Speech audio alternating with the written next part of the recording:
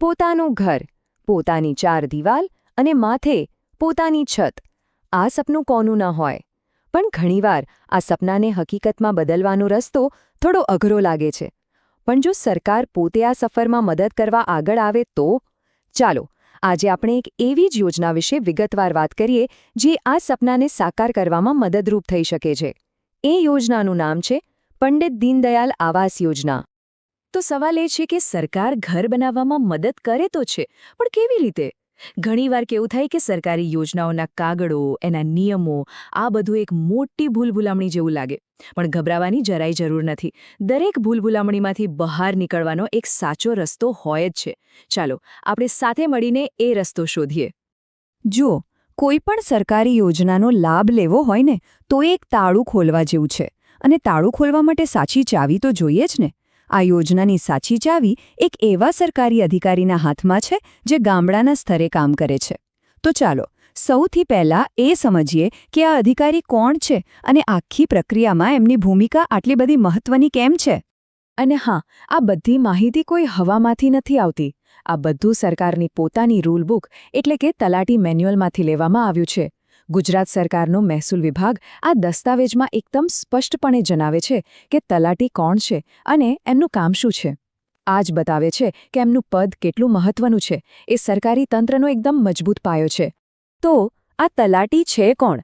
એકદમ સાદા શબ્દોમાં કહું તો તલાટી એટલે ગામડામાં સરકારનો ચહેરો. જમીનના રેકોર્ડ સાચવવાથી માંડીને સરકારી યોજનાઓ લોકો સુધી પહોંચાડવા સુધી બધું જ એમના થકી થાય છે. એટલે જ તો કહેવાયું છે ને કે વહીવટનો પાયો ગામ છે અને માત્ર તલાટી જ તેને મજબૂત કરી શકે છે. આ એક જ વાક્યમાં એમના કામનું બધું જ મહત્વ આવી જાય છે. અને એમની જવાબદારીઓ કંઈ નાની સોની નથી. જમીનના દસ્તાવેજો સાચવવા, પાકની સ્થિતિ કેવી છે એનો રિપોર્ટ આપવો, સરકારી યોજનાઓ લોકો સુધી પહોંચાડવી અને જન્મ-મરણના દાખલા જેવા કેટલાય પ્રમાણપત્રો આપવા, આ બધું જ એમના કામનો એક ભાગ છે. એટલે જ ગામડામાં કોઈ પણ સરકારી કામ હોય તો લોકો સૌથી પહેલા તલાટી પાસે જ પહોંચે છે. ચાલો, સિસ્ટમની વાત તો સમજાઈ ગઈ. હવે સીધા મુદ્દા પર આવીએ, એટલે કે સેવાની વાત કરીએ. આપણે એ તો જાણી લીધું કે અધિકારી કોણ છે, પણ હવે એ જાણવું જરૂરી છે કે એ અધિકારી આપણને કઈ યોજનાનો લાભ અપાવી શકે છે. તો ચાલો, હવે વિગતવાર વાત કરીએ પંડિત દીનદયાળ ઉપાધ્યાય આવાસ યોજનાની. આ યોજનાનો હેતુ એકદમ સીધો અને સ્પષ્ટ છે. જે પરિવારો કાચા મકાનમાં રહે છે અથવા જેમની પાસે પોતાની પાકી છત નથી, એમને એક સુરક્ષિત અને મજબૂત ઘર બનાવવા માટે આર્થિક રીતે ટેકો આપવો. બસ આટલો જ સરળ ઉદ્દેશ્ય છે આ યોજનાનો. તો સવાલ એ છે કે આ મદદ કેટલી મળે છે? તો આ યોજના હેઠળ 2026ની ગાઈડલાઇન્સ મુજબ કુલ 1,70,000 રૂપિયાની સહાય આપવામાં આવે છે. ઘરના પાયા ખોદવાથી લઈને એને છત સુધી પહોંચાડવાના ખર્ચમાં આ રકમ એક બહુ મોટો સહારો બની શકે છે. પણ હા, આ લાભ કોને મળે એના માટે કેટલીક મુખ્ય શરતો છે. પહેલું, અરજદાર ગુજરાતના રહેવાસી હોવા જોઈએ. બીજું, તેઓ સામાજિક અને શૈક્ષણિક રીતે પછાત વર્ગ એટલે કે એસસીબીસી અથવા તો વિચરતી અને વિમુક્ત જાતિના હોવા જોઈએ. ત્રીજું, આખા પરિવારની વાર્ષિક આવક 6 લાખ રૂપિયાથી ઓછી હોવી જોઈએ. અને સૌથી અગત્યનું, ઘર બનાવવા માટે પોતાની માલિકીનો પ્લોટ હોવો ફરજિયાત છે. ચાલો, હવે સિસ્ટમ અને સેવા આ બંનેને જોડીને સીધા એક્શનમાં આવીએ. આપણને ખબર છે કે કોને મળવાનું છે અને શું મળવાનું છે.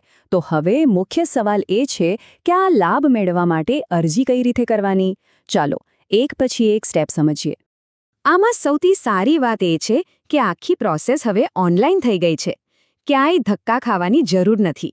બસ સમાજ કલ્યાણ પોર્ટલ પર જવાનું છે. ત્યાં પોતાને રજીસ્ટર કરો, લોગિન કરીને યોજના પસંદ કરો, ફટાફટ વિગતો ભરો, જરૂરી કાગળો અપલોડ કરો અને બસ અરજી સબમિટ. ખરેખર આટલું સરળ છે? પણ હા, અરજી કરતા પહેલા અમુક જરૂરી કાગળિયા તૈયાર રાખવા ખૂબ જરૂરી છે. જેમ કે આધાર કાર્ડ, રેશન કાર્ડ, જાતિ અને આવકના દાખલા અને સૌથી અગત્યના 2 પુરાવા. એક, જમીન પોતાની માલિકીની છે એનો પુરાવો અને બીજું બેંકની પાસબુક. જો અરજી કરતા પહેલા આ બધા ડોક્યુમેન્ટ્સની એક ફાઇલ તૈયાર હોય તો કામ એકદમ ઝડપી અને સહેલું થઈ જાય છે. પણ આ બધા જ કાગળોમાં એક કાગળ એવો છે જે સૌથી વધારે મહત્વનો છે. એક એવો ડોક્યુમેન્ટ કે જેના વગર આખી અરજી અધૂરી જ ગણાય. અને અહીં જ એ અધિકારી જેમની વાત આપણે શરૂઆતમાં કરી હતી, એટલે કે તલાટી, ફરીથી આખી પ્રક્રિયાના કેન્દ્રમાં આવે છે. અને એ કાગળ છે એમનું પ્રમાણપત્ર. નિયમ એકદમ સ્પષ્ટ છે. તલાટી પાસેથી 2 વસ્તુઓ લેવી જ પડે. પહેલું, આવાસ સહાય માટેનું એમનું પ્રમાણપત્ર, અને બીજું, જે પ્લોટ પર ઘર બનાવવાનું છે એનો સહી સિક્કાવાળો નકશો. એક વાત ખાસ યાદ રાખજો, આ 2 દસ્તાવેજો વગર અરજીની ફાઇલ 1 ઇંચ પણ આગળ નહીં વધે.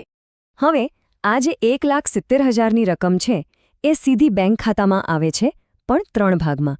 પહેલો હપ્તો મળે છે 40,000 રૂપિયા બાંધકામ શરૂ કરવા માટે.